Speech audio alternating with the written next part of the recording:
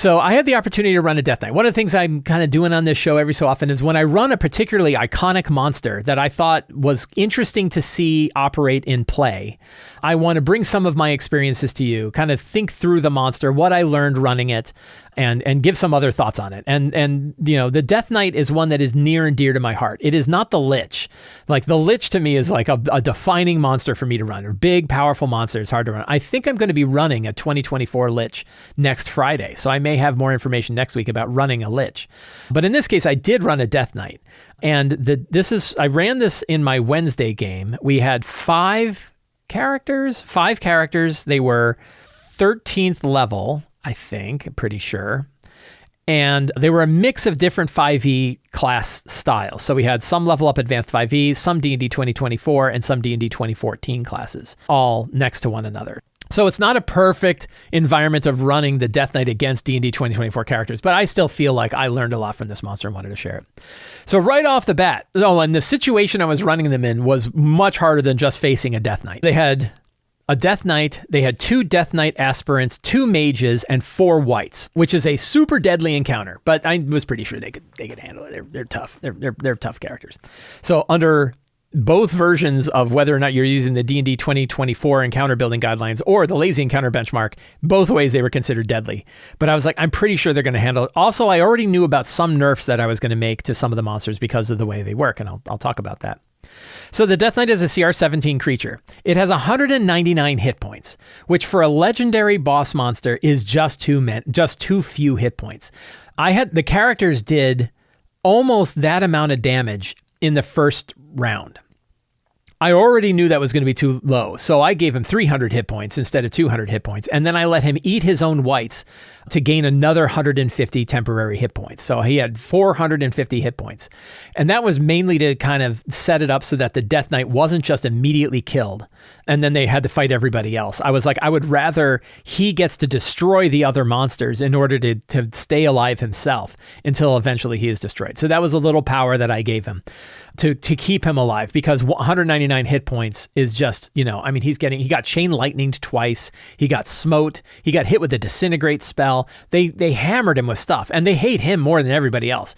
This follows my philosophy that boss monsters are picked on, right? The boss monsters are bullied in D&D games. And so you need to give them protections to not be bullied, because players will absolutely focus on your boss over everybody else in the battle. They want to kill that boss. And unless you have some way of protecting your boss, that boss is going to drop fast, even when they have a lot of hit points. Again, 450 hit points I had to give him in order for him to be able to survive. So I also replaced his legendary resistance with my dreadful blessings.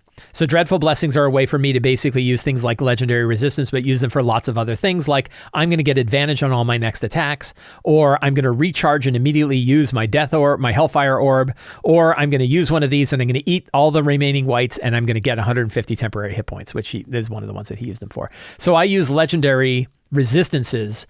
He can also use them to get it to save on a save effect. And they used it. And I don't know if he used a dreadful blessing in order to get rid of a save or not.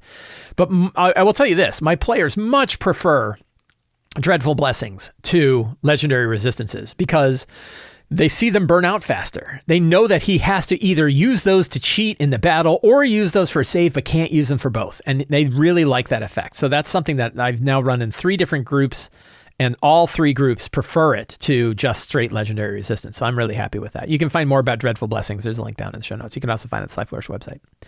What else? So here's an interesting thing. He has this thing called Martial Undead. This is the thing I nerfed because I was like, this is just going to suck. Undead creatures of the Death Knight's choice, excluding itself in a 60-foot emanation originating from him, have advantage on attack rolls and saving throws. It can't use this trait if it has the incapacitated condition. Right? So the Death Knight can make all of the other undead in a room have advantage pretty much the whole time, right? And the 60-foot emanation is a really big area. But here's the other thing. Death Knight aspirants have the same thing, right? Undead creatures, the aspirant's choice, including itself, have advantage, which means all of them are giving it to each other, which means the Death Knight also has advantage on all saves and all attacks, as well as the Death Knight. So if you have Death Knight aspirants and a Death Knight together, those abilities are taking, and they all have advantage all the time. And I felt like that was too much. I felt like me rolling advantage that often is too much, but they would have wiped the character characters out if they all had advantage, because they do a ton of damage, right? These guys do 24 damage. They do about 75 damage. It was 73. They do about 72. They do 72 damage a round. Just the aspirants. Here's the other thing about hit points. The Death Knight aspirant is a CR 11. So, the Death Knight is CR 17. So that's 6 CRs higher. This has 178 hit points. And the Death Knight has 199. Like, that's so weird. Like, why the hit points of the Death Knight are so small compared to the aspirant? You could argue maybe the aspirant has too many. Right. But I don't argue that. I actually think 20 hit point per CR is about right, especially when they're going to be a boss monster. And this one is significantly less. So I beefed up his hit points a ton, but I got rid of the Martial Undead because I felt like the Martial Undead was going to be too powerful. The Hellfire Orb was crazy powerful, scary, loved it. I never used the Dreadful Authority because command is such a weird thing. I didn't bother to use command. I did have him use Fell Word every so often, and I had him use Lunge, but he always attacked whoever was in front of them. Because one of the problems with the whole idea of the Death Knight moves half its speed and makes one Dread Blade attack is, again, because it's a boss, it's going to have 3 melee people on it, and if it moves as part of its legendary action, it's going to take 3 opportunity attacks, and it doesn't have enough hit points. It'll just get destroyed. I really feel like monsters like this, and I think here's a little thing you could do if you wanted to, is you could have it move without provoking. And that keeps your boss mobile, right? Like, one of the tricks of bosses is they need to stay mobile. They need to be able to move. Matt Colville talked about this with his action-oriented monsters, that they need repositioning is an important part of a boss's, abilities. And not being able to reposition without taking multiple opportunity attacks is a big deal. So I think a vampire has the same problem, right? The vampire also cannot move without provoking.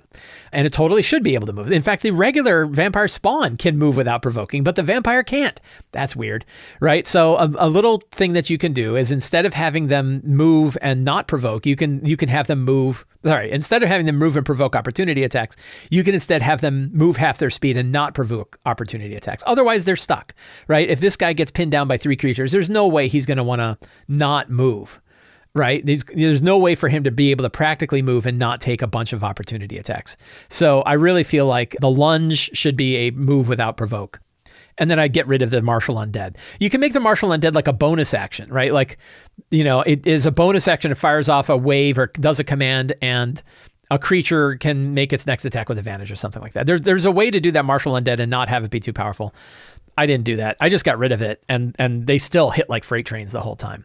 So that was my experience with the Death Knight. I like it. I felt like the damage output is definitely up there, right? The damage output is really high, like 12 damage plus 13. So 25 damage per hit. It makes 3 attacks on its turn, and it can make 3 attacks off its turn. So that's 150 points of damage that it does. It's CR 17. That's really high, and it can mix and match. And then you throw the Hellfire Orb in there, which is 70 damage one time, or 70 damage with a recharge, and then 3 attacks after it. The damage output of the Death Knight was definitely solid, which is something that previous 5th edition monsters, previous Wizards of the Coast published 5th edition monsters, their damage output was not very good. This guy's damage output is really, really solid. High threat. And in fact, I would say, especially with the Martial Undead, Martial Undead could work because it wouldn't give it to itself, as long as you didn't also have aspirants in the same time. So you could have removed it from the aspirants, I guess. But still, it's really powerful. Having all of the undead have advantage on attacks. It seems to make sense for skeletons and stuff like that, where they're not going to hit otherwise. But if it has big undead on the other side, it's going to be too powerful. Think of it this way. A Death Knight and a Lich together, the Lich would have advantage on all of its attacks and saving throws, right? That is bananas, right? Imagine a Lich with advantage on everything, just because the Death Knight happens to be near. In fact, having a Lich with a couple of Death Knight aspirants nearby, the Lich would have advantage on everything. So I think that Martial Undead ability is really the thing to keep an eye out on. I looked at it and immediately said, yeah, I'm going to skip that. I'm just not going to use that. So that was my experience with the Death Knight. I thought I still like it. I still think it's cool. I would definitely use it again with those little tweaks that I offered. So I hope you found that useful. If you enjoyed this show, please consider subscribing to the Sly Flourish newsletter. It is absolutely free to sign up. You get access to awesome articles delivered to your inbox every week, and you get the free Adventure Generator PDF just for signing up. You can also subscribe. You can also become a patron of Sly Flourish. Patrons get access to all kinds of tips, tricks, tools, things to keep up with RPGs, things to help you run your games, tons of stuff you get, the Lazy 5e and Artisanal Database, all kinds of awesome stuff. And you get to join our awesome Discord server where we talk about RPG related stuff all week. Fantastic Discord server. And you help me put on shows like this. And of course, you can pick up any of my books, including Return of the Lazy Dungeon Master, The City of Arches, Forge of Foes, The Lazy DM's Companion, and more at the Sly Flourish bookstore. Links for all of those in their show notes. Thank you so much. Have a great day, and get out there and play an RPG.